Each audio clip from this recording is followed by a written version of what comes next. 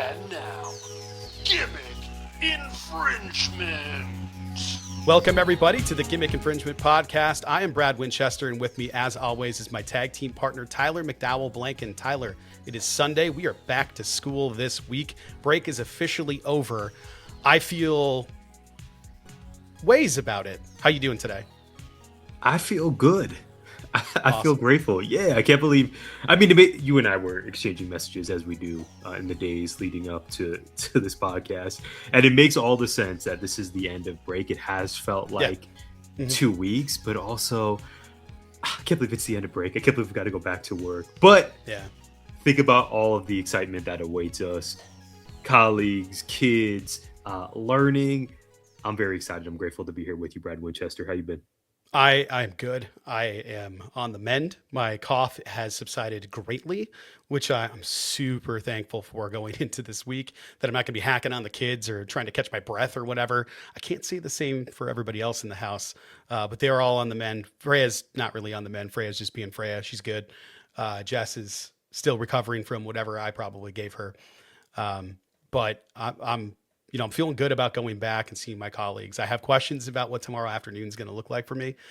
But other than that, everything else I'm excited. I'm ready to get back into it. I'm excited about all of the insanity that awaits me this semester, or this quarter specifically, with the musical coming up. And I'm a little scared, but I'm incredibly excited. I hope that we will not be doing any recordings from the stage at Marana High School this year, that I will not need to be there on a Sunday going, why doesn't the sound equipment work?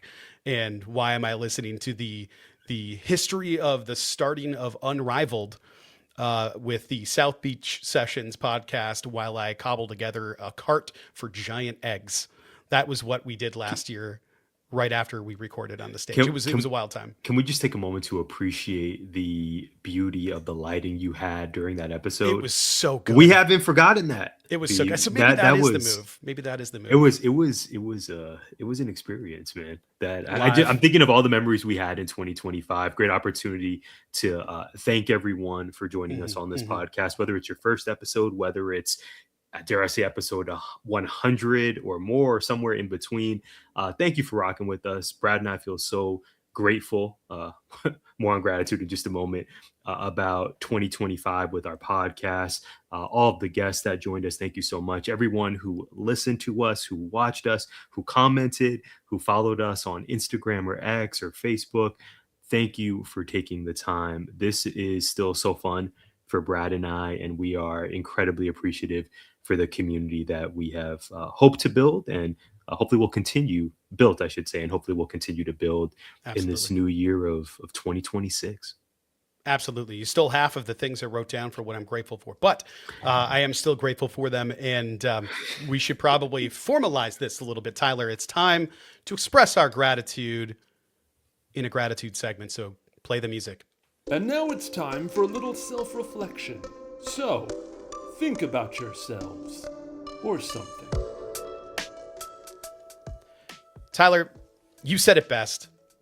I'm so grateful for everybody supporting us, the ability for us to come out and create and talk about things that we love. We got to have all kinds of guests this year between Mike Steph and George Romero and Ashley Kirk and Rosie and so many others that have come on here to talk WNBA. Shout out to Erica. To talk films. Shout out to Emily. We had a lot of different people on this podcast this year. This year is such a blur that Rob was on with us as well this year. And it was just so much fun to have Rob Wilkins and all these different people that are willing to share their time.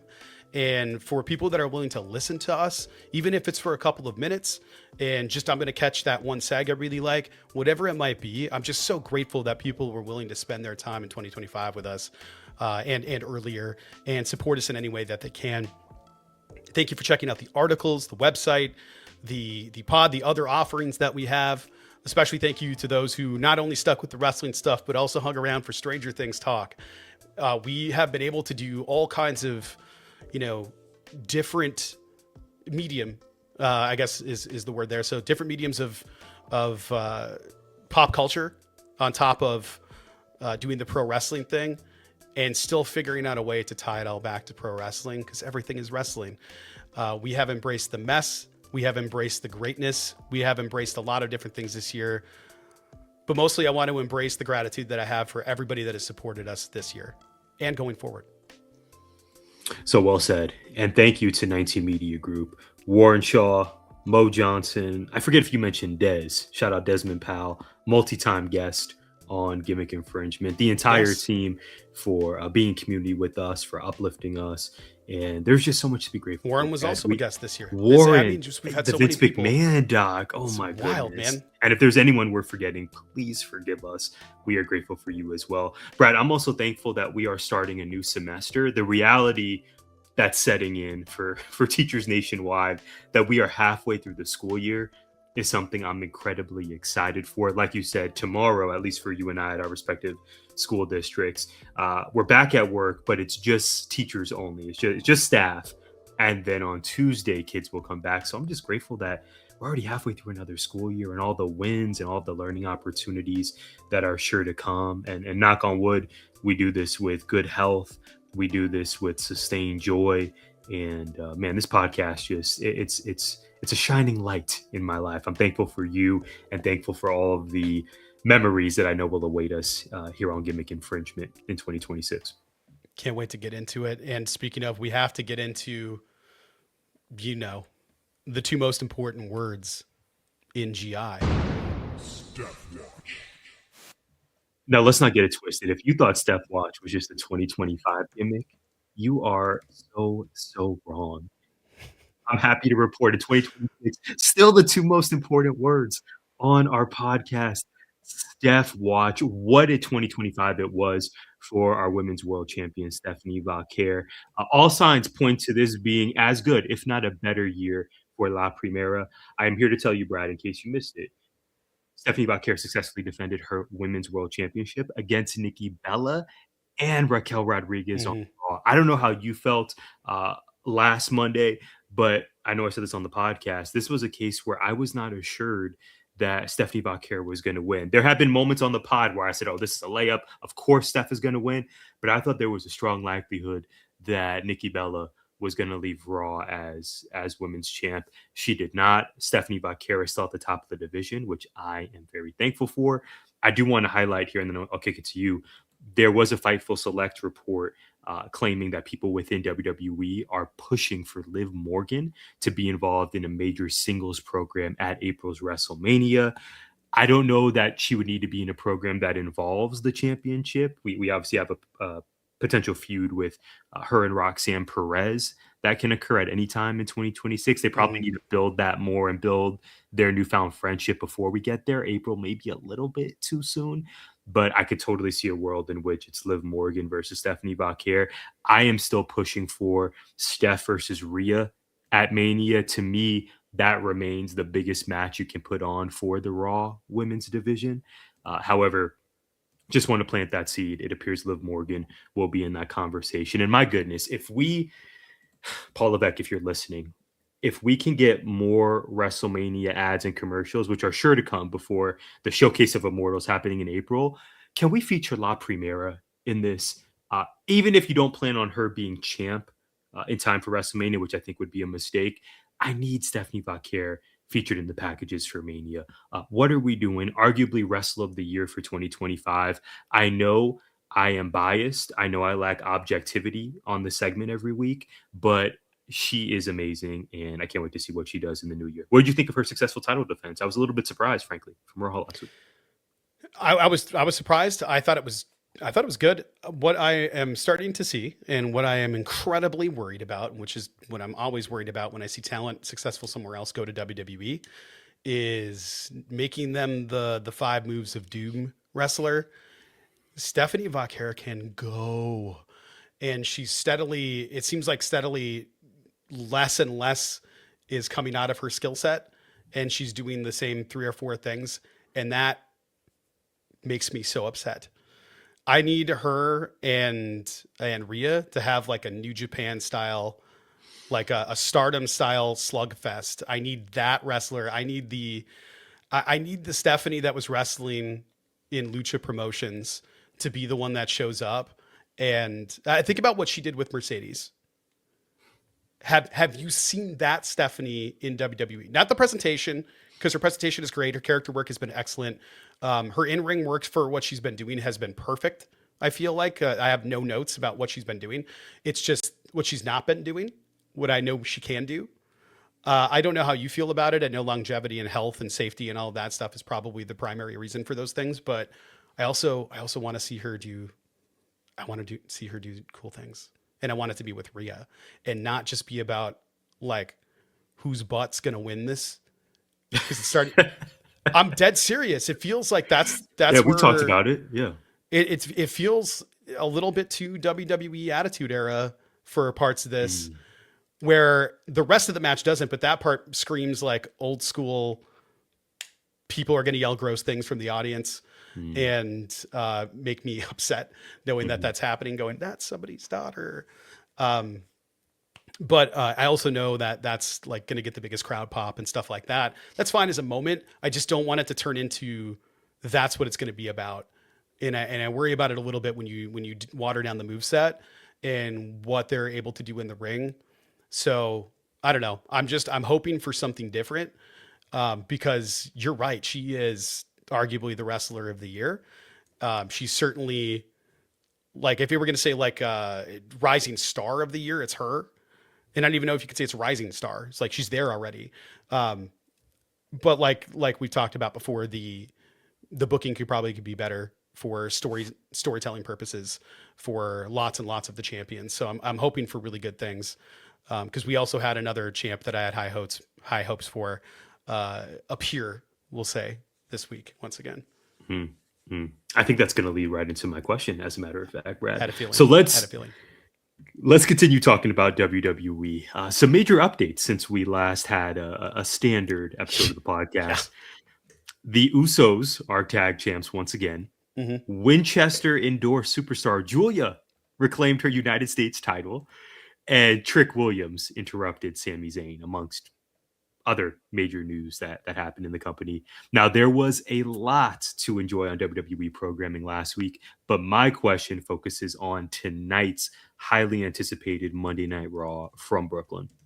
Fans have speculated about potential debuts, returns, and title changes. It's also worth noting that this episode will feature a Stranger Things crossover. Brad, is Bron Breakker leaving Barclays as the new WWE World Champion? Will he beat CM Punk? I sure hope so.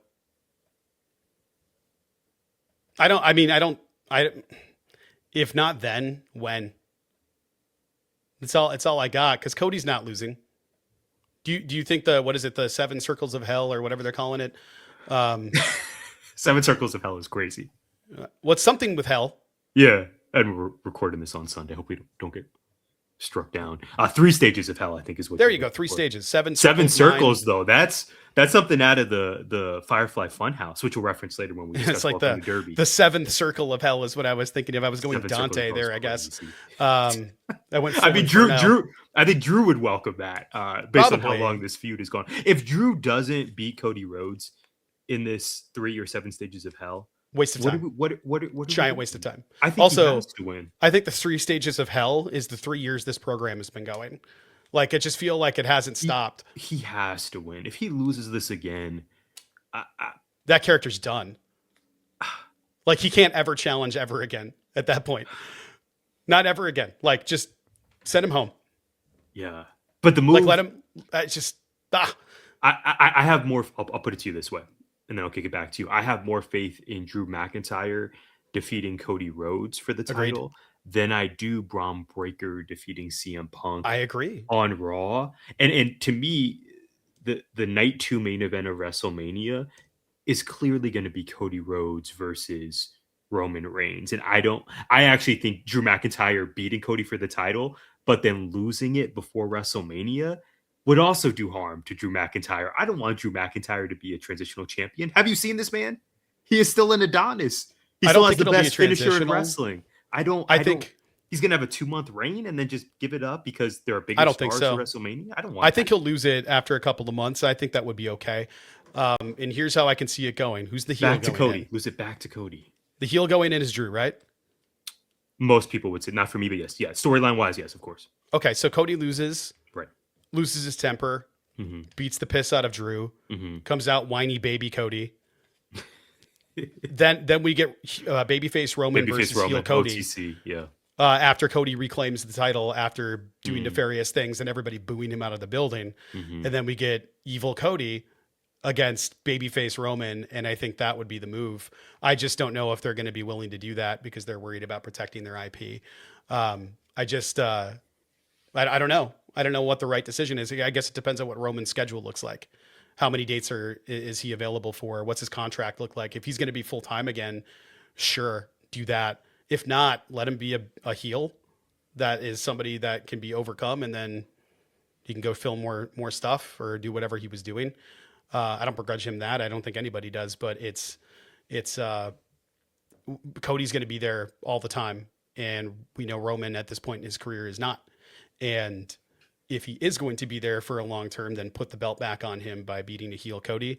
Cody can always come back around. We just saw it with John Cena because the heel thing didn't work.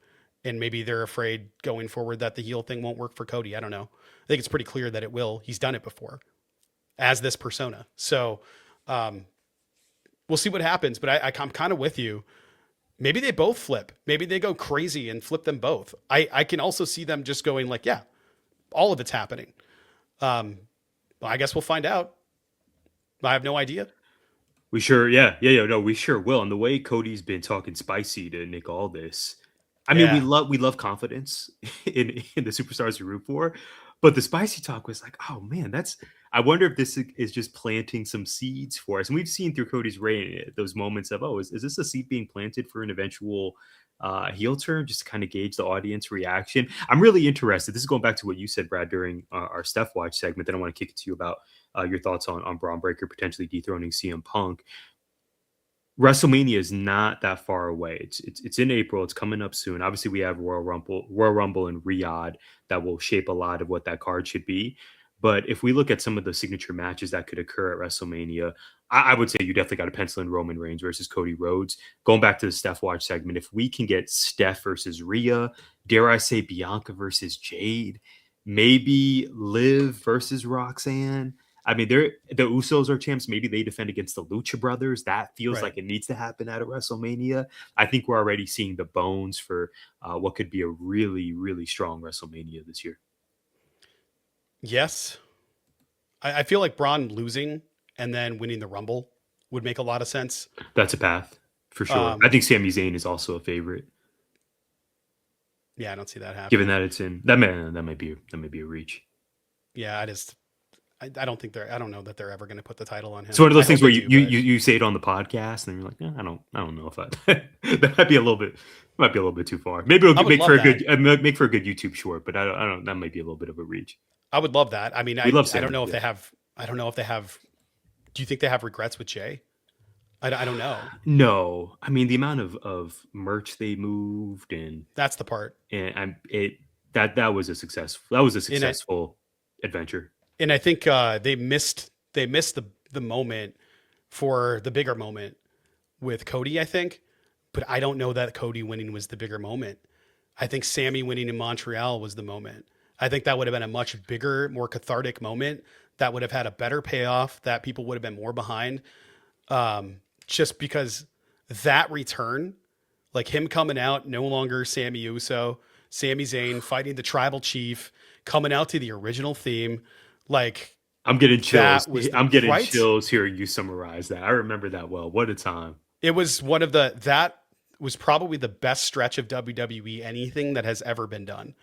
I mean, that entire Bloodline storyline was just perfect. It was groundbreaking. The only parts where I still don't know that Cody losing the first time was the right move, but it gave us like a whole bunch of great stuff leading up to him winning. So I don't know how to feel about that. I just think Sammy would have been a better fit for dethroning Roman at that time. It just didn't happen at WrestleMania, so it didn't happen. And I know the move was always going to be Cody Rhodes because that's the story they wanted to tell. And that's fine, but I still think that would have been a better moment. And I don't know that you're ever going to get Sammy as hot as that ever again because Sammy's probably not moving merch. He doesn't have that kind of intro. He doesn't have that kind of cachet with the audience. Maybe they can figure something out, but I think from a selling merch business standpoint, I don't know that we're ever going to see him win the title. And if he does, I don't see how they would put the title on him for longer than a week. I think they'd Kofi him, and I could absolutely see that happening. However, I will say this: I do want to see him have that belt before he's done, because that man, more than almost anybody else, deserves it. So he's just the best. I want to see him. I just want to see him wrestle every week because he's so good. So if he wins the Rumble, awesome. I just think Bron Breakker is the one. That's how you make him a star immediately as a top guy. You put him in a program with CM Punk. Okay, he loses, but he lost to CM Punk and champion CM Punk, and then goes out and wins the Rumble. Put him in at 1. Put him in at 3. Do something that hasn't been done before. Maybe iShow Speed shows up again. His shoes end up on the roof in Riyadh. That's possible. So it sounds like if Bron Breakker loses the CM Punk tonight on Raw, he is your favorite to win the Rumble. No questions asked. Why wouldn't you have him be champion? Look at that man. The promo work is great. Dude is a physical beast. He's super intense. Like, the crowd is behind him even as a bad guy because he's just a physical marvel. He has legacy behind him, and even acknowledged it, right? Like, he acknowledged it in his promo that he has legacy behind him because it got brought up.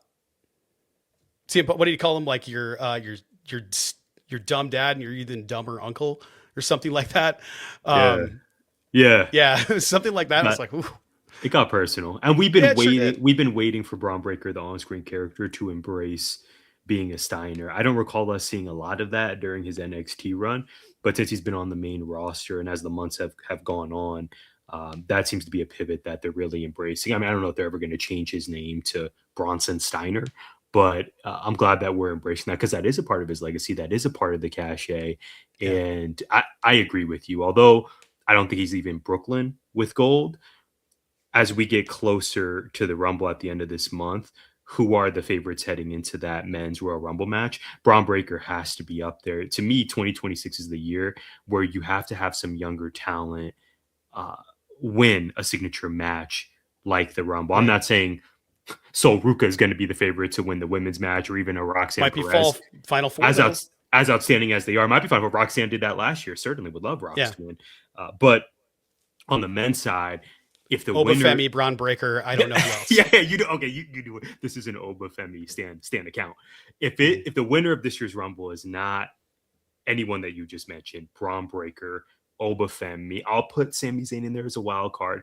But Ethan if it's Page, maybe sure, if it's not, I just feel really comfortable if we leave Rumble with Bron Breakker or Obafemi as the winner, because to me, if we learned anything from last year's creative in WWE, from the storylines, particularly the ones that felt lackluster to us, it's that this is the year 2026 where WWE needs to build some new stars, and not just as, oh, they're fun to watch. Oh, I enjoyed their IC title reign, but as main event players. So I'm glad the first Raw of the new year is kicking off with Bron Breakker being slotted in that position.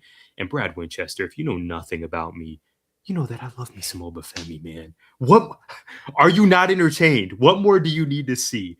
He shows up, he fights Cody. We knew there was going to be tomfoolery. If you tell me, forget the Cody versus Roman plans for Mania, if we're running back Cody versus Oba, but in an actual one-on-one contest at Mania with a decisive outcome, I would have no qualms about that. Give me Bron or give me Oba winning this year. I need that. I just don't think Bron's crowning moment is going to happen on Raw. But even just being in the main event on this highly promoted show, that's a huge win for Bron Breakker. Let's continue to ride that momentum. Yeah. And the women's side, it's going to be very interesting because I'm going to transition down to my question. I could talk about Julia winning her title back and just being awesome. Speaking of somebody that could absolutely use more of her moveset and let her be, WWE is so afraid of strong style. But that's where these women really shine. They're so good.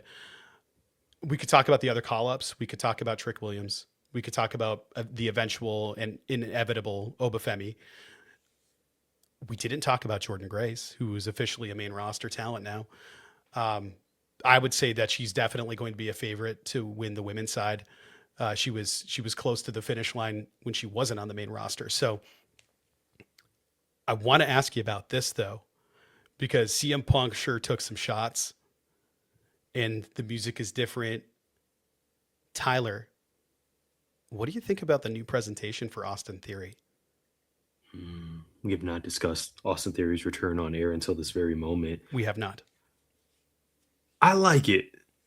I do. I am not the most bought in on the vision right now, but I understand in this industry injuries happen and folks have to pivot. I really had my heart set on Montez Ford being the guy behind the mask. So I want to curse my Twitter timeline because I just believed, oh man, if it's Montez, like we are so up. This is finally his moment to ascend to something higher, although we love the Street Profits as a tag team. Austin Theory coming back. I'm good with it. I'm good with the shaved head look. I'm good with the slight tweaks to the presentation. Like you said, the entrance, even some of the cadence. I know we had that promo in the ring with Paul Heyman and the Vision about kind of his mission statement that he's here to take everything and he, he's a can't miss star and what have you. I'm good with it. Austin Theory seemed poised to break out as being one of the pillars of this next generation. Of stars for WWE. We mentioned Bron Breakker, Obafemi, and the like. Austin Theory, when he got called up to the main roster, it seemed like he was really ascending to that place. Seemingly a change in not seemingly, there was a change in leadership. Vince got booted out. And then he's somewhat been in flux since then. He had the tag team with Grayson Waller. He's been on TV, but nowhere near when he seemed to be Vince McMahon's prized pupil, a la Drew McIntyre of years past. I like the new presentation. To me, it's already giving he's the fourth man in the Vision, not just by enrollment period, but just by star power and ceiling. I think he's even slotted behind Logan Paul, dare I say. But I like it. I think it's, to me, I'll tell you this, Brad. I'll give this comp. To me, it's giving Hook in the ops. In terms of, for WWE, like AEW with Hook, Austin Theory is clearly a star we want to invest in. We want him involved in important storylines on the weekly product. But where does he fit in right now? Okay, if we slot him with the Vision, we know he's a part of something important week in and week out. Where does this lead to him long term? What's the conversation we're having about Austin Theory in January 2027? I'm not sure he's in world title conversations, but I don't know that that's a bad thing. I like the presentation so far. I like the pivots. I like the tweaks to the entrance and such. And I'm willing to give this a shot. It's undeniable that the dude is talented. I wonder if this will be a net positive for him by the time the Vision is said and done. I hope so. Because I know Brian Alvarez was complaining about him. He does that a lot though, about I didn't see that. Him being just sort of fine. He's fine. And he is. And I went, that's probably the best way to describe what he is at the moment and kind of what he was before, where he's like, yeah, he's good, he's competent. He's just one of those guys that it's like, oh yeah, he's really good, he looks good. I don't know what the missing element is. There's something missing though, and I can't quite put my finger on it. Right. And I know that if he can figure it out, and I believe that if anybody can help him figure it out, it's Paul Heyman. Right. If they can figure that part out, and he's good at taking direction and all of that stuff, he's going to be a megastar. He has the look, he has the in-ring ability, he has the talent, like he has charisma. He's like a really good-looking dude. Like this is one of those things I think could really take off if they can figure that part out. I think back to your point, the change in leadership. I believe it was that first episode of something, I think Raw.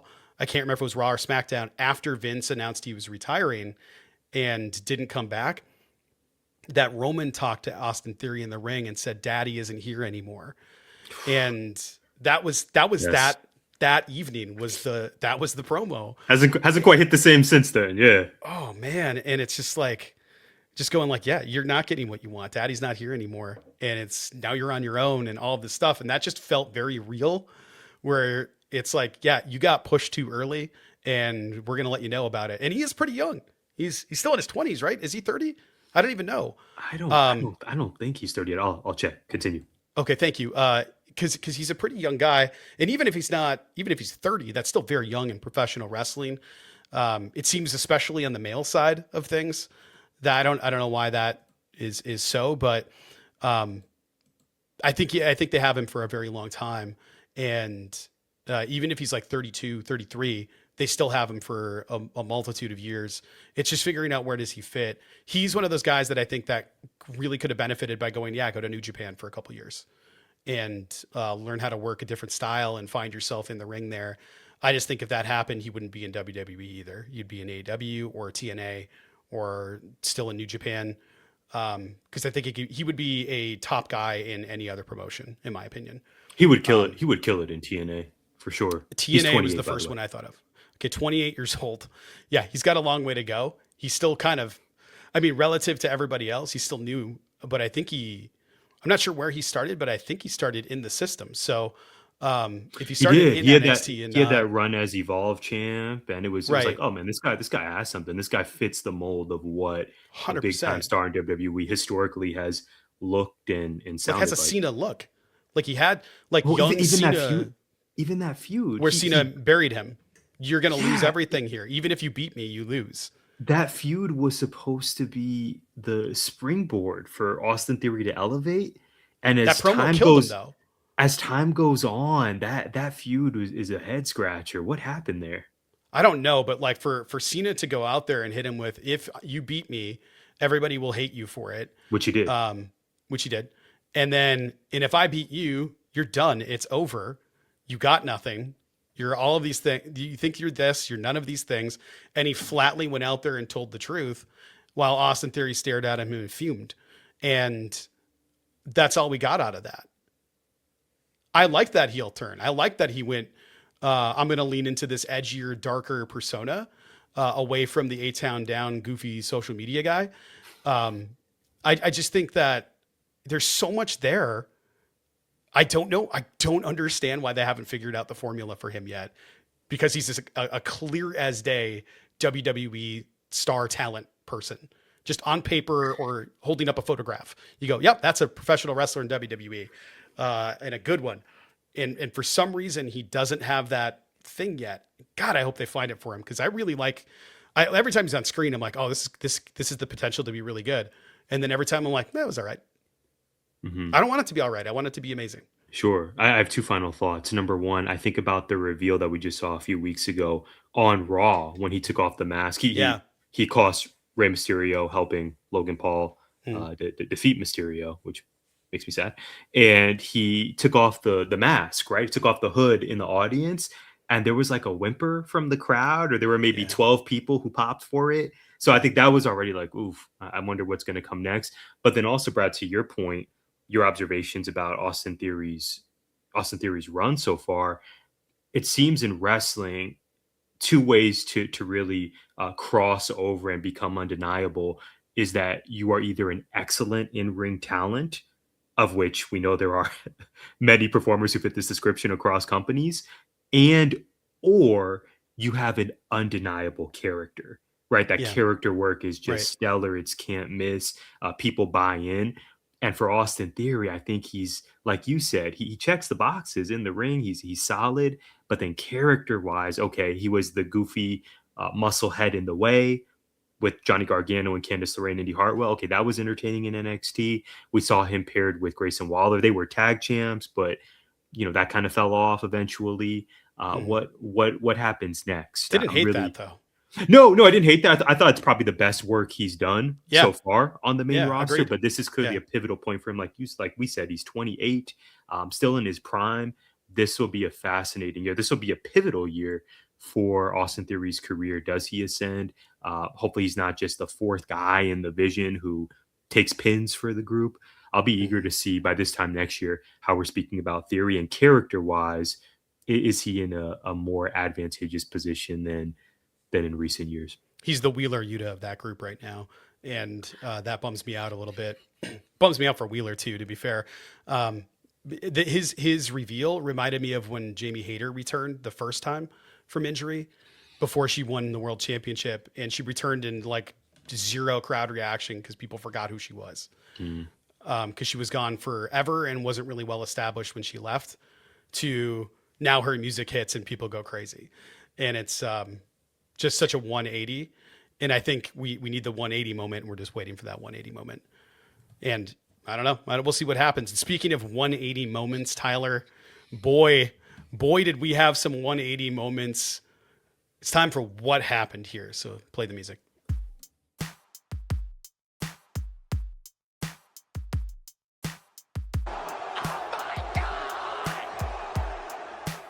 What happened here? Listen, I love Steph Watch with all my heart. I enjoy our gratitude segment. I hope our audience does as well. We're going to get into a movie review later. We're going to talk Welcome to Derry, Pennywise City from HBO Max. But I don't know, looking at this week's agenda, that there is a topic I was more eager to discuss than this one right here. Brad, I'm going to toss it up for you. We have two different candidates for What Happened Here since we've been gone. Do you remember that Kelly Clarkson song, by the way? Of course. Oh my gosh, that gets better as the years gone on. It's Do you agree? She's incredible, man. Like that song. She's had a great career trajectory. Speaking of trajectories, she's just it's amazing. Great Q rating. People love Kelly Clarkson. Since you've been gone, 2002. 2002. Yeah, I was gonna say that sounds right. It's 01 or 02 for sure. It's when I worked at Walmart and I built bikes in the back of Walmart. Yes, we had a radio. We had a radio hanging on the rack in front of the workbench, and it was like every 10 minutes a Kelly song would come on the radio. And at first I was like, oh, Kelly again. And then, go forward a couple of weeks, I'm singing along to it. It's helping me get through this huffy I got to build for somebody. It was a time in my life. Wow. Yeah. Okay. Well, anyway. Okay. Things that don't give us the joy that old Kelly Clarkson songs do. Since we've been gone, WWE announced that they are now in partnership with Drake's clothing brand, October's Very Own. There was a time in my life where I thought about dropping $90 on an OVO owl t-shirt. And then I remember that I was a broke college kid and that money should go to tuition or meal plans or probably anything other than an overpriced owl tee. But anyway, all these years later, WWE is now in partnership with OVO. So the year seemed promising. Ending 2025, starting 2026. It seemed like it would be a promising start for one Aubrey Drake Graham, the Toronto hip-hop sensation. But Brad, over the weekend, news was released that Drake now has a RICO lawsuit racketeering Jones. It is alleged that Drake used his betting platform Stake to artificially inflate his streaming numbers, as well as use it as a way to funnel money. Obviously, people are listening to his song streaming. It was a way to funnel money back to himself and his Drake enterprise. So that is not good at all. And secondly, a former collaborator of his, Nicki Minaj, well, she popped up in Phoenix, Arizona. You may have seen that she was a headliner, a surprise headliner for Turning Point USA's annual conference, AmericaFest. She sat down with Erica Trump for about 20 to 30 minutes to talk about everything from Nicki's admiration for President Donald Trump to JD Vance talk to reflecting on wokeism and free speech and lots of other topics. I will tell you, I watched every minute of it. I watched it twice. Brad Winchester, I'll close by saying this. There was a time in my life where Drake and Nicki Minaj were my two favorite artists in hip hop. They even had that flirtation thing back and forth on songs, off songs, where it's like, oh, are they going to end up married one day? Is this going to be like an official Young Money wedding of the century? That was back in 2010. I had Pink Friday. I had Take Care. I still listen to Moment for Life. Great song, iconic video, voted for it on 106 and Park. To think that 15 years later, here we are, where neither has nearly the cultural cachet they did, but they are also, in one case, one of them is popping up at Turning Point USA's AmericaFest, but then with the Goldberg Pyro, but then also yes, one is okay. We got to talk about that. We will. Okay, we will. And then the other Kendrick beef aside, we've already litigated that plenty of times on the show. The other Drake, although incredibly successful still and has an incredibly loyal fan base, is involved in alleged racketeering, inflating his numbers, which he accused Kendrick of doing during the beef. Brad Winchester, my question for you is simply, what happened here? I don't know. And the only true answer I have for you is greed and money. It's almost always what happens. As somebody that's definitely not a criminal once said, "Mo money, mo problems." That's how we're starting the new year with the Diddy quote. That's kind of crazy. Okay. I feel like it fits this episode. If it's the theme, Seven Circles of Hell. That should be the name of this episode. 7 Circles of Hell. Yes. Check us out. Yep. Yeah, it might be followed up by the 12 stages of grief. We'll just go 12 days of grief. So I think for Drake, that's clearly a greed thing. And it's so interesting when you see people in prominence, in power, with literally billions of dollars, right? Like people that have successful companies and music careers, in all of these different things going, I know what I need: illegal gambling. Like, I just don't understand it at all. It speaks to either a sickness of just greed or a sickness of some other type, addicted to the rush of getting away with something.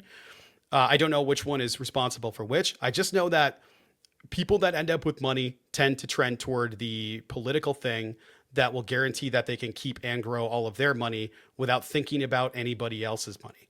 And odds are that's where the Nicki stuff comes from, but I don't know for sure. I wish I had a better answer. I just know getting the Goldberg, Erica Kirk pyro. It's giving Ricky Starks at the end of his AEW run every time they come out. I just don't understand at all. It's more expensive for them to walk out than Kevin Nash. Like, all of it is so crazy. Like, all of it is so crazy. It's a giant, we're here for the children. We're here to raise money to help the children. $28,000 worth of pyro goes off. We're here for the children. You guys are so full of shit that I may as well just hold it in a porta potty. Everything is wrestling? Question mark? Validation? 100%. Okay. 100%. I wish I had an answer for you. It's just greed. I don't flatly greed. Just flatly. You have this stuff juxtaposed with Stephen King, who is like, I tried to give more money to my state. They wouldn't let me. Like, it's just, it's baffling to me. When the piece that I was working on right now is When Is Enough Enough? And I've been working on it for a couple of days, and I had to put it down because I was like, hey, it's been enough. I need to take a break. But it's just staggering to me when I see wealthy people in positions of, I guess, prominence. Influence is probably the right word, not power, but influence. They can influence power. So I guess that gives them power. I don't get it. With somebody like Drake, who's just seems like he's throwing things away and he'll be fine no matter what. And then Nicki just kind of putting the kiss of death to her career by doing this. Like, she has to know that that's happening. Like, her fan base probably evaporated overnight because of this. Yeah, and the barbs. How are the barbs out there? Let us know. We'd love to have you on the show. How are you feeling about this? You are not going to recover from, how do I say this without sounding really, really bad about it? You're not going to attract new fans from that base. They might be like, oh, cool, they're playing a Nicki song as people do a speech or walk out, but they're going to turn on some. So what are they going to put on? What music are they going to listen to? They know Super Bass, but then they're going straight to the Jason Aldean playlist. Exactly. I actually can I ask you? I actually saw, speaking of college, one of the most beautiful classmates I had in college, a woman of color. She. I'm gonna watch this. I won't reveal her full background, but she is a professional now, and she travels often. And she posted recently to her Instagram story for recent travels. And one of those travels included, I believe, a Jason Aldean concert. And her caption on her Instagram story, she looked amazing. Her caption on her Instagram story was "Here for Daddy Aldean." And I thought, oh my gosh, there was once upon a time where I so had a crush on you, and now that just evaporated. Just like the Barb support of Nicki is evaporating. Nicki Minaj even deactivated her Instagram. I think somehow her and her people, whoever's helping run her business with alongside her, I don't know that they expected the pushback that they received, Brad. But this would have been the most obvious pushback there ever was, especially from her core audience. It's just surprising that, like you said, whether it's greed or lack of foresight, how do you not expect things are going to go south? Baffling. For you? Thinking about the music that she has, I don't want to say produced in terms of producer, but like created, the music that she has produced over the years. You're talking about a group of people right now who are actively talking about on social platforms, government involving and limiting free speech on social platforms. Like the words, we have to limit First Amendment rights on social media platforms. That opens a Pandora's box of problems. And the fact that you're supporting something that would simply banish you to the netherworld for things you've written, created, and performed in public, on albums, the subject matter of some of these songs in general. And there's one in particular that stands out in my mind right now. I don't know how you can't look at it and go like, oh, this might be a problem for me and my livelihood going forward. So it's just one of those things where I think people can look at something and interpret the way they want it to, or make wild guesses about how it's going to turn out without having any idea how it's actually going to turn out or long-term ramifications for your business prospects. I just think that this is going to be the death knell to her career, and anything she puts out after this, I anticipate a country music collaboration in the near future, and that will probably sustain. It'll happen. It'll happen. With Jason Aldean. I can't believe Shorty put Daddy Aldean. I thought I still follow her on Instagram, of course, but I got to say that one resonated with me. I have to teach about attraction. I have to teach about attraction, and I remember this conversation. all of my examples are always who's had a crush on somebody until they open their mouth. Like that's the prime example of that. Like you have a crush on this person, and then bam, they hit you with something like that, and you're like, well, that's gone. They're physically still attractive, but that crush is just dust and ash. So smart, and bear down, I guess. Go Cats, but that's it was startling to say the least. I want to be a student in your class. That's fascinating, Brad. Well, listen, you know what else is fascinating? The turn of events that happened in AEW this week. We had wrestling news galore. We could really talk about last week too, because we did not do that. So there's just so many things that have happened over the last couple of weeks, but specifically this week on AEW TV. So let's talk about it. Hit me with your WWE question. Yeah, we sure can, and we sure will. We'll definitely pick up AEW, not WWE. What am I doing here? Yeah. Embrace the mess. We'll embrace the mess. We will absolutely pick up the vibes right now. In case you are wondering what we thought of AEW World's End, the company's final pay-per-view of 2025, visit gimmickinfringementpod.com. I shared 10 thoughts I had about that show following the main event in which MJF recaptured his Triple B, the AEW Men's World Championship. But Brad, I promised we would pick up the vibes back here. I hyped that last segment of what we happened here appropriately, I believe, for the record. But I totally forgot that we were going to have this AEW segment and my specific question. And I will tell you, it is less of a question and more of a request. Here we go. Willow Nightingale. I have no notes. I just want us to spend a few minutes discussing the babe with the belts.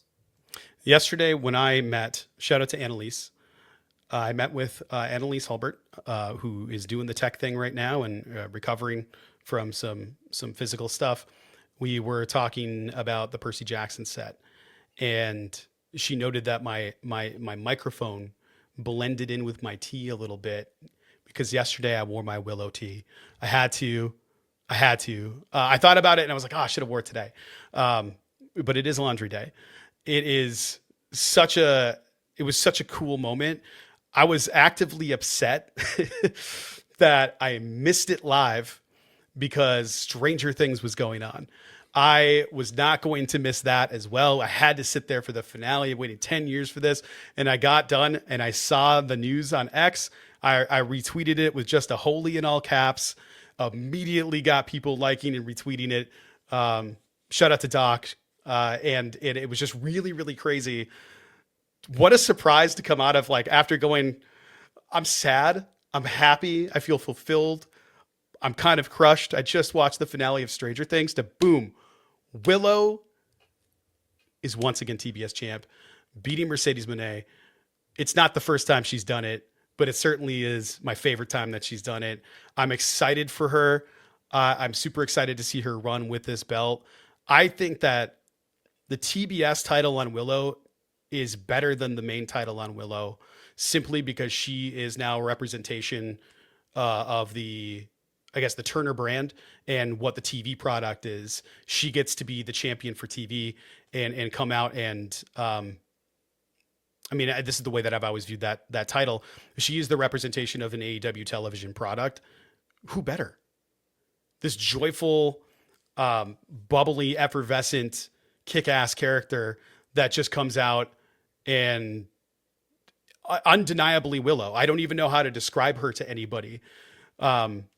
She's the most beautiful woman that you would never mess with. Mm-hmm.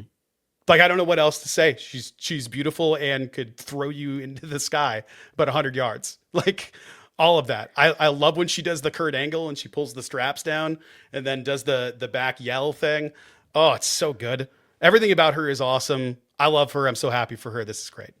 I don't know that there is a wrestler who makes me feel happier when I watch her. And like you said, Brad, that's inherently part of her character. Great use of effervescent, by the way. Make sure I did not miss that. I think infatuation is the word I would use. I obviously have these handful of wrestlers that I'm infatuated with, who I bring up on the podcast nearly weekly. Stephanie Vaquer obviously is weekly. Obafemi seems to be more of a weekly trend for us. I had my infatuation with Drew McIntyre. Love what Mike Santana is doing in TNA. Yeah. Willow is that person for me in AEW. I am literally mesmerized every time she is on the screen because she has become so undeniable. You and I often speak about just trying to figure out what our purpose is, Brad, personally, professionally, artistically. And what I love about Willow Nightingale's journey is it's another reminder, another example of someone who just really worked on their craft year in, year out, independent show, and this stayed independent show in that next city, to the point where she eventually gets signed full-time to AEW. And in just a few years has become one of the most important members of the AEW roster. I mean, I didn't see this coming either. For whatever reason, I thought Mercedes was going to beat her one way or the other. So once we saw this was going to be the main event of the show, and like you said, the sheer emotional swing, the juxtaposition between Stranger Things ending, because like you, I prioritize Stranger Things, and then seeing Willow win to be the final match in AEW of 2025, to go out on such a high, for Willow to be the babe with the belts, plural. Yes. It makes me so happy. I'm just infatuated, and I can't wait to see what these next 12 months have in store for her. I'm really enjoying her partnership with Harley Cameron. I just picked up a Babes of Wrath tee, which hopefully will be here in time for our return to Dynamite. Harley yelling that for the entrance is just so good. It's so good. Everything Willow is doing right now is working for me, and this was an unexpected surprise, and it gives me hope that we will have nice things in 2026. Big shout out to Willow Nightingale. What a victory! What a time to be here. This is amazing. She put in the work, and she's become undeniable. Truly. Yeah, she's amazing. I can't say anything enough. So I wanted to transition into this. It's really an Clone question, but we'll get there. Because I wanted to set it up like this. It's part of What Do We Miss, but it's also so AEW related. You can't ignore it. Because I really want to talk about what we didn't see in AEW, but got to see at Wrestle Kingdom in New Japan Pro Wrestling. The ace, Hiroshi Tanahashi, retired. He got the 10 bell salute in the ring. Incredibly emotional moment at the Tokyo Dome. The crowd was electric, which was something I always wonder what it's going to sound like or look like, because the Japanese crowd is just so different than what I'm used to. But afterward, he got his flowers in the rings from many wrestlers, including Kota Ibushi. Kenny Omega was in attendance. Katsuyori Shibata was there. That walkout at the end was so good. I don't know if you caught this, Tyler, but Shibata came out. The crowd went nuts. He came out. When he wrestled Okada, by the way, Okada gave him the actual Rainmaker. The arms went out. There was no flipping off. It was Japanese New Japan Okada, which was really great. But Shibata came out there with flowers, literal flowers, and then put him down, immediately took off his shirt, and they started chopping the crap out of each other. Kenny, and then they hugged, they embraced for a long time. I already brought up Kenny. Will Ospreay made an appearance in a suit. Jay White made an appearance. All these different talents showed up to kind of honor Tanahashi, his career, to be in person for his send-off. Meanwhile, in AEW proper, we got all the things we just talked about. We got Willow winning.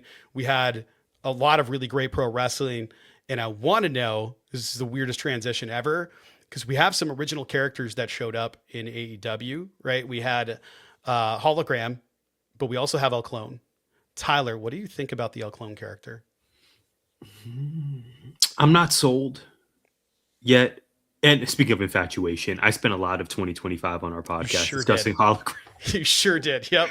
I said he's a pillar. He needs to be a pillar of this. Again, that may have been a reach, but I really enjoy Hologram's work. Obviously, we're wishing him a speedy recovery. For El Clone, I have a lot of questions. The entrance is an experience in and of itself. I know he kicked off Collision yesterday fighting against Angelico. It's funny, we get Angelico like in these random sort of enhancement matches.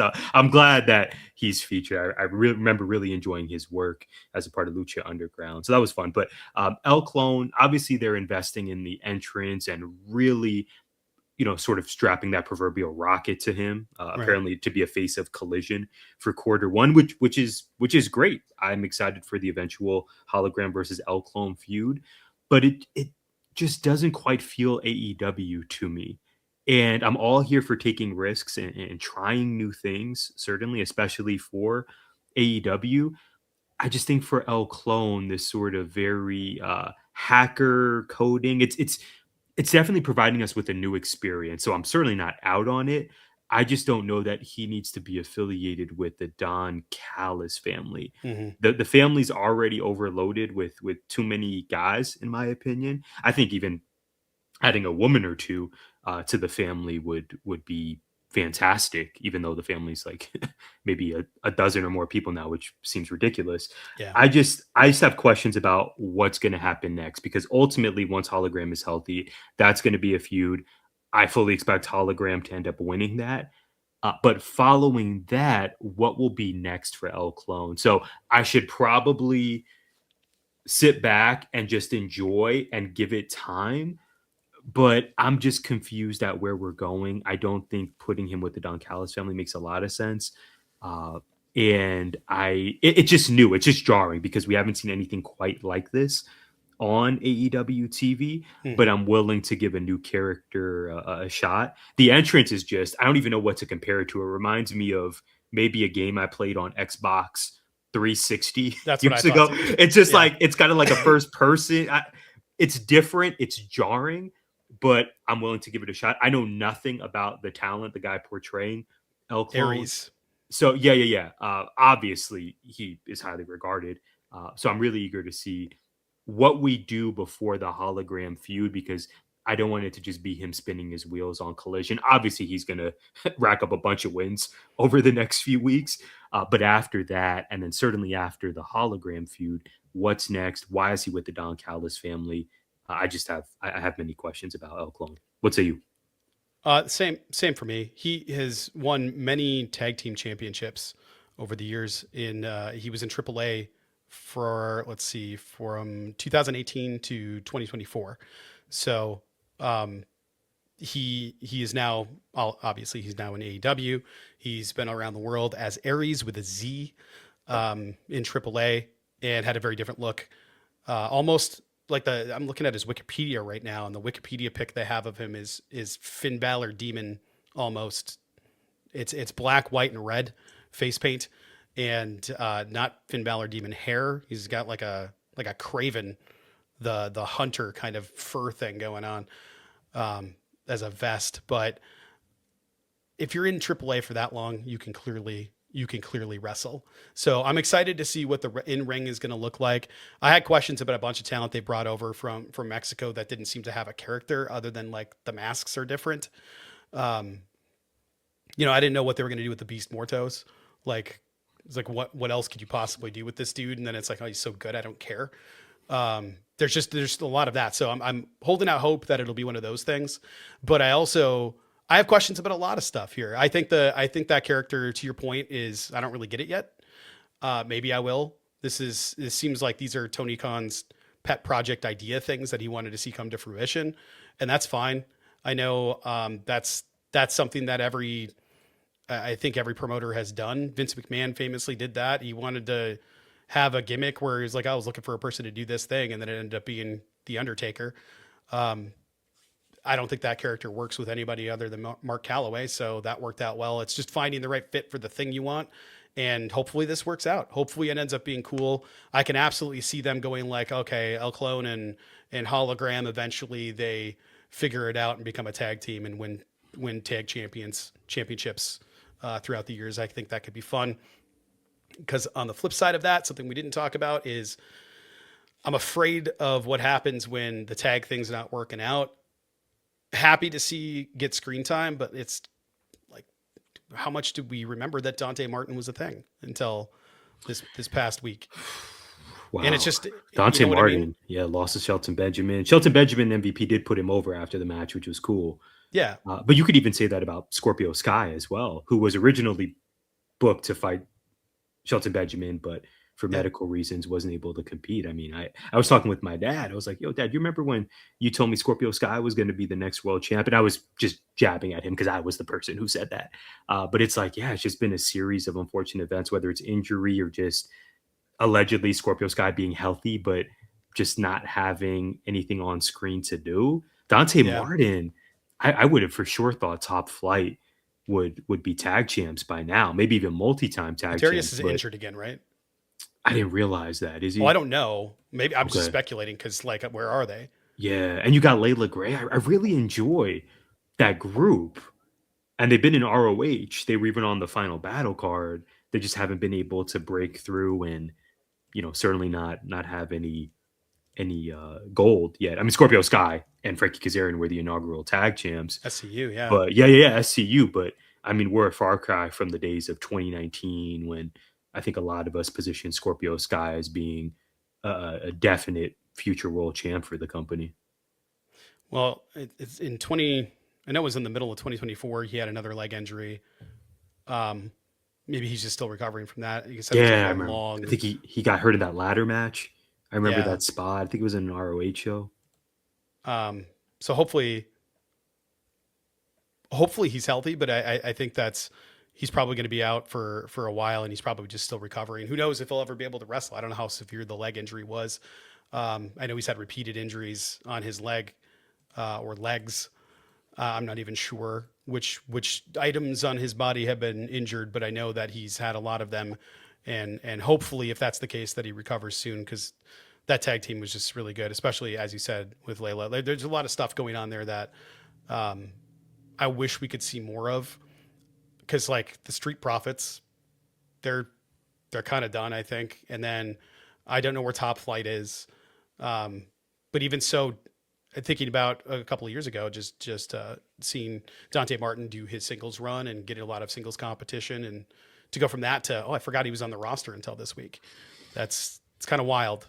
I would have popped if he showed up, because I'd have been like, oh, dude, I love this dude. He's so good. Because you're about to see something insane that you just don't ever see from people, because the guy is Gumby. It's nuts. He's inhuman, some may say. He's even got the forearm tat now to prove it. He's fantastic in the ring, for sure. Yeah, he's so good. And speaking of inhuman, we got to talk about one of my favorite series of all time. Definitely one of the best series of the year. It's It's surprising how good it is. I think I didn't know what to expect, and I thought, oh, Halloween time, we'll get into a horror show. We'll get into this. This sounds kind of fun. And then it turned out to just be an excellent show. So it's time for GI at the movies. Even though it's not a movie, welcome to Derry edition. And now, it's time for GI at the movies. Tyler, season 1 of Welcome to Derry wrapped a while ago. It finished up a little while ago, just in time for us to enjoy the volumes of Stranger Things. I want to say that the last episode aired in between volume 1 and 2, but I might be wrong on that timeline. I can't remember, but I know it wrapped a while back. Welcome to Derry is an incredible television show. It's well written. The characters are well developed. I thought the pacing was excellent. And I think the biggest strength that they had as a television show was not having Pennywise in it for the first, 3 or 4 or 5 episodes or something. And it's like really teasing us to get to that buildup and then surprising us with the reveal, which I felt like it was an obvious incoming problem. I thought they telegraphed it pretty widely and obviously in the very first episode where Maddie was. Spoilers abound if you haven't seen it. But when Maddie starts singing the song in the sewer, spinning around that pole while the bodies are floating up from the water, it is something else. And then down with the clown, and Pennywise appears out of Maddie's fake body, looks at them ominously. That lighting was incredible. And says, "Duck and cover, kiddos." I love it. It's the 1960s. The cinematography in this film is so good. And I thought they tied in elements of the television show, the Stephen King universe. My favorite character, Dick Halloran, being on that show was great. He was very well written.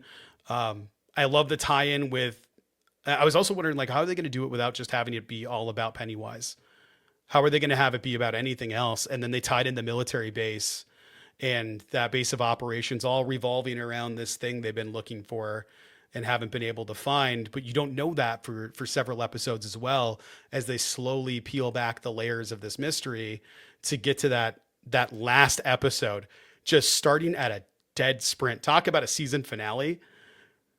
The announcement from the gym. All right, all kids to the gym for an announcement.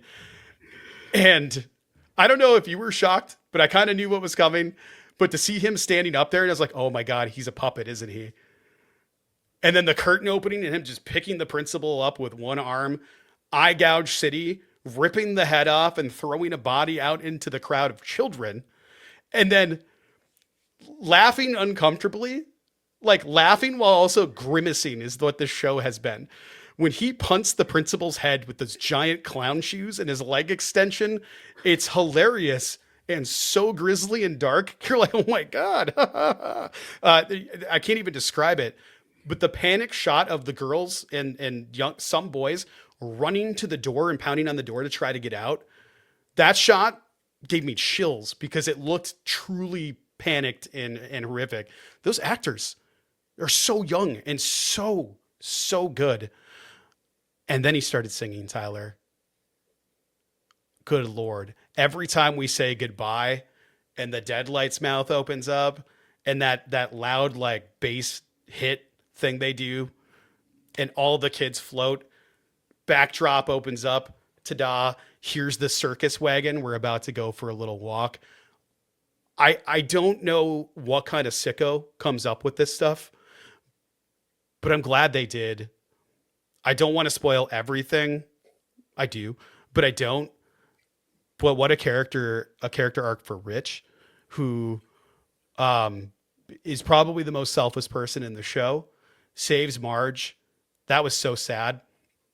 And to have that payoff at the end when like hope is lost and Dick realizing he's seen that spirit guide and what comes out from behind the spirit guide, chills, waterworks, laughter as he runs by in slow-mo and flips Pennywise, the bird.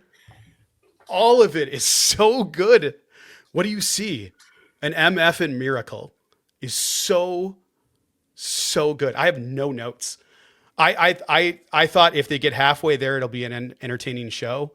I thought this surpassed the films by a bunch, and I really enjoyed part one.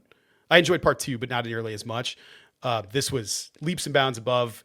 And like I said when we were doing the Stranger Things apps, if you like Stranger Things, you'll really like this. As long as you're okay with thinking about what the Vecna violence was like in season 4, and then ramping it up about 100,000%.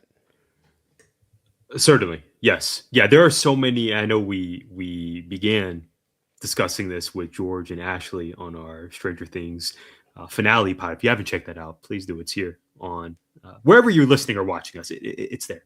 It's there. I remember we were discussing the similarities between these two shows, and I was just caught up in how strikingly similar both are in terms of the plot, in terms of the performance, just the simply, for lack of a better way to phrase it, the vibe you get watching both of these. It's incredibly similar. If anything, I mentioned this on the pod with the four of us, Brad, the performances struck me as being overall stronger on Welcome to Derry as opposed to Stranger Things. Granted, two different products in many ways. Yeah, 100%. Different audiences, because like you said, Stranger Things, okay, let's get the family and friends around. Let's watch it during New Year's.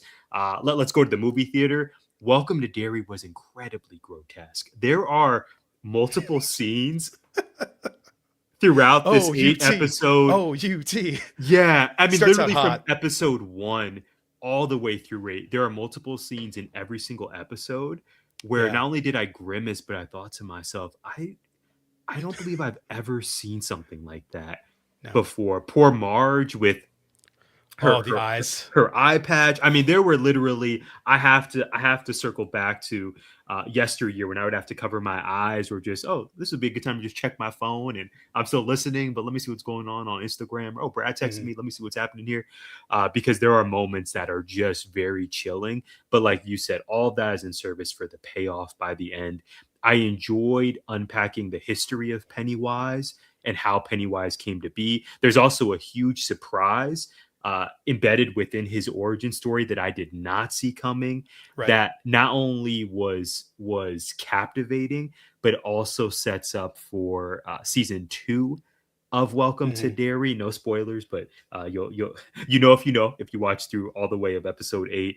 Yeah, Brad, there was just so much to enjoy about this. Honestly, one of your most successful recommendations to date, and you've had many successful show and film recommendations, and I'll be honest with you, I'll keep it 100. I was skeptical when you recommended this. I thought, I would be too. I love Brad, but I've supported Pennywise. I went to both movies at AMC Foothills.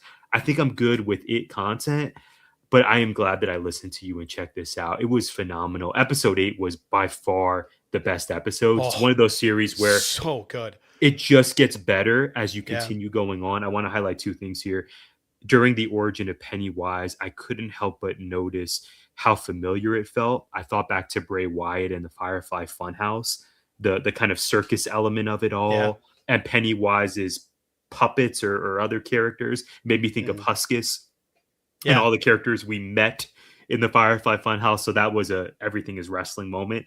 But then also, like you said, Rich being the biggest winner. Character-wise from the show, the arc that he had, that scene where they were in that hideaway station, it reminded me of Sinners. That 10 to 15 minutes with the fire and brimstone, and the black spot was awful. I'm getting chills thinking about it. I don't think. Thank you. I just don't recall seeing a scene quite like that on a streaming series before. It gave me Sinners vibes, but Sinners was a major motion picture. Saw that in IMAX. This was available streaming on an episodic product, and I was just blown away by the creative direction of it. I don't want to step on your point though. You wanted to speak about the black spot, how amazing that scene was. Heartbreaking, yes, but how amazing it was shot, and the Dick Halloran element of it all. Yeah. It was incredible. It was a horror moment. It was a horror moment based on real life, based on what happened, and that was the most horrific element. And then to hear like as it goes on, I was like, how the hell is Pennywise fitting into all of this? Yes. But then him showing up and delighting and jaunting through the inferno and the death and the blood. Just eating a skull or two. Yeah, right. Eating that person's face and making a joke about it. This horrific moment going, oh, I'm sorry. Do I have face on my face? Is such a crazy line. And he's Pennywise, you're diabolical, bro. What are we Dick, what are we, Dick what having are we the doing? spirit guide helping people get to safety. Yes. He's like, where do we go? And then them kind of like telling Dick, okay, I got to go this way. But then coming face to face with Pennywise, it's like, what do you see people? Well, I think they see you too. And all of these dead people that Pennywise was responsible showing up for in the background through history, including one of the ghosts that is in one of the It chapters. It's the beheaded kid. When I think it's, who is it? Is it Ben is in the library in It Chapter 1 trying to figure out what was going on in the town. He sees the ironworks explosion that you see referenced in the Welcome to Derry intro, and the fire and the explosion. And he gets closer and he sees a kid's head in the tree. Well, that was the kid. And it's just all these little details that tied back in, but to have them sort of reveling in the violence, and then to find out, well, how did they even know this was happening? That it was Periwinkle, who's the one that made the phone call to lure out who she thought was her father. I just like all of it tying back to this like sad beautiful father-daughter relationship after the loss of a mom and a wife being incorporated into their show. That was heartbreaking. I felt so bad for what's his name? I can't remember his first name. I know his last name is Bob Gray. Bob Gray, the actual person that was Pennywise, being Bob Gray, losing his wife and having to raise his daughter on his own, and the act taking a hit for that, and that's why he's at a carnival and not with the circus, and just really sad. And then to see him go off to help a little boy because his mother might be hurt, only to be devoured by Pennywise and have his persona adopted. Like all of it is just such right. And the reveal at the end of the black spot fire scene, the reveal that Pennywise is not her dad, that Pennywise ate her dad, and then he does that thing. What was that gimmick you called where he lifts up his mouth and then the deadlights. The deadlight, like that even was shocked. I was like, oh, I thought this was a father-daughter reunion, but yeah. They're hugging and he's like, and then now I gotta go to sleep. Yes. Like, and then she said, oh, you're not my dad. And then it was just, oh my God. He goes, where is my dad? Oh, I ate him.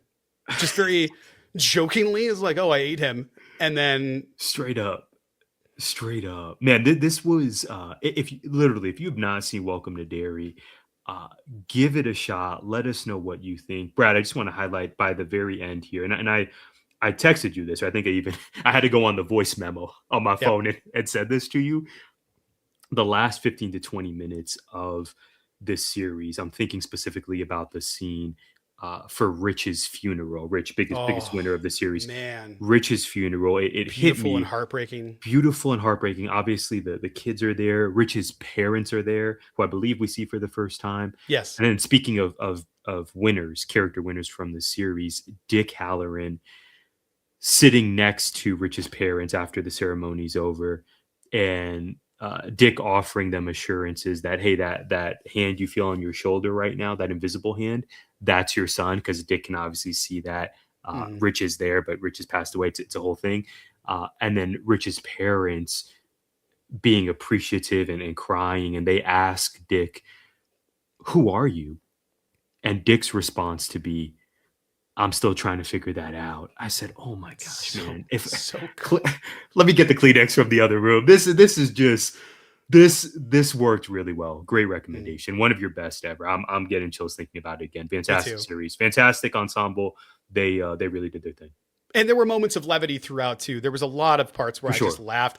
I got to tell you, one of my favorite moments is Rich just watching Marge walk down the hallway when he's like dumbstruck with love. Speaking of infatuation, yes. The goofiest look on his face. And it was so good that I couldn't help but just cackle. But there were also moments where I'm like, I don't want to ever have to go down an aisle where there are pickles being sold ever again. I just like, I'm done with grocery store aisles for a while. Like all of that is true too. They just such a good it's such a good show. Yeah, can't recommend it highly enough. Tyler, is there anything, given all of this, that we missed? Yeah, believe it or not, this has been so fun. There are two items that we missed, both basketball related. First, this is related to your neck of the woods, Brad Winchester.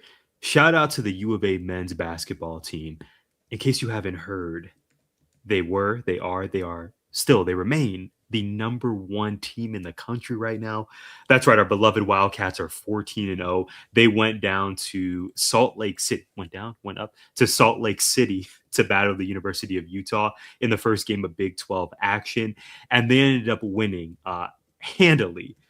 I am excited. U of A Hoops is having a banner year. Hopefully this is all in service of a deep March Madness run in a couple months. But in the meantime, we get to enjoy a really fantastic team that is growing right in front of us. Bear down, go Cats. And then sticking with hoops, Unrivaled returns for its second Unrivaled message tonight. Yes, indeed. Nafisa Collier, who we highlighted on our year-end awards special with Coach Rosie. Shout out to Josh Rosenbaum, Sunny Slope High School, Sunny Slope Vikings, boys basketball killing it as well. Unrivaled returns tonight. Nafisa Collier, I should say Collier, embracing my inner New York. I guess that was the Yankee hat speaking for me. Nafisa Collier. That's infatuation speaking. My sources are telling me it's back to me. Unrivaled returns for season 2. Of course, this is the brainchild of Nafisa Collier and Brianna Stewart. Really excited to see what they're going to deliver for this new season. New talents are also a part of this 3-on-3 league. Paige Beckers being the most highly anticipated, arguably, of them all. I think even Kelsey Plum, speaking of infatuation, I believe Kelsey Plum is going to be partaking as well. I don't think she was a part of that first inaugural Unrivaled season. So really excited about what's to come, Brad. Obviously, the WNBA's collective bargaining dilemma is looming. Let's hope we have a WNBA season coming up in the summer. Let's hope it starts on time. But in the meantime, I think it's really important that we invest in Unrivaled. We retweet the product and such. So it's a great time to be a basketball fan. U of A is up. Unrivaled is back. I'm excited for hoops this week. What say you? What do we miss? Well, we missed a few things. I'm going to start off with Stokely's message. Stokely writing a message, giving it to Tony Schiavone. He is at the Vivian Banks Medical Center, which I laughed so hard hearing the Vivian Banks Medical Center. If you know, you know. The De Pere Redbirds won the WBY shootout 59-56 against Nina. And shout out to the Redbirds and my brother. And concurrently, Sunny Slope, as you mentioned, shout out to Coach Rosie, won the Classic at Damien and the Hoop Hall West tournaments, making them the number 1 ranked basketball team, men's basketball team in Arizona, and number 9 in the nation, which is a heck of an accomplishment. So congratulations to both those teams and to the Vivian Banks Medical Center. What a time. Follow us at GIPod19 for exclusive show updates and more. We thank you all for tuning in. We hope you had as much fun as we did, and we will see you next time. Gimmick Infringement is a part of 19 Media Group. You can listen to us on Apple, Spotify, iHeartRadio, or wherever you find podcasts. You can also find us on YouTube via the 19 Media Group channel. Please like, subscribe, comment, and share.